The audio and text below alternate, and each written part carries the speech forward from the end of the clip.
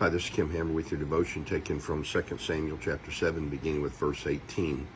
We find that this is the time that we figure out that Nathan got ahead of himself in telling David that he was going to be the one that would build the temple, or that Nathan said it was okay based on his thoughts that God wouldn't see a problem with it. The reality is, God called Nathan to account, and he told him that it's not David's time to build the temple, nor would it ever be David's time to build the temple, and we'll get into that later. And so Nathan had to go back and break the news to David that he spoke out of turn and that he did not speak on behalf of God. He just drew what he thought was a logical conclusion based on everything that David had done for the Lord, that he surely would be the one to build the temple. In reality, it didn't turn out that way, and God spoke to Nathan and said, Nathan, you go tell David he's not going to be the one to build it.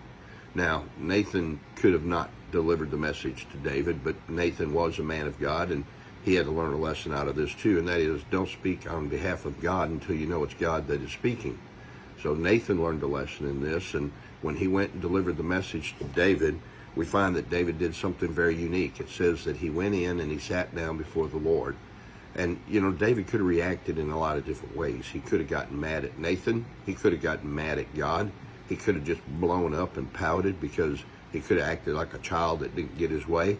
But instead, David accepted it, but he wanted to understand from God why it was that he was not going to be able to build the temple. And so we find that he begins to talk to God just like a son would talk to a father, just like God is to us as his children. We are his children, and we can talk to him like he is our father. And he began to express to God what might seem unusual to some, but in reality, David had a level of spirituality about him that we should try to model, at least in this situation, and that is, he began his conversation with God by praising God for everything that he did. I think that's one of the reasons David didn't get bitter, was because he did a reflection back and saw exactly how much God had done for him in life, and if he wasn't going to get to build the temple, so be it, but that wasn't going to mean that he wouldn't look back at his life and be thankful for all the things that God did. Have you ever been around somebody that was not thankful for something that they had, and when you did an assessment of their entire life, you wondered, well, you've got so much to be thankful for? Well, sometimes that's the way humanity is. If we don't get exactly what we want every time we want, we stop being thankful, and David wasn't that way.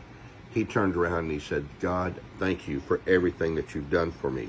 He praised him for the blessings that he had given him, and he pushed God to the forefront of his thought process. And he said, do as you promised, so that your name will be great forever. And he also found courage, the Bible said, because in verse 27 it says, so your servant has found courage to offer you the prayer. If God doesn't let you do something, it may be because God has a good reason. You just need to sit down and talk to him about it.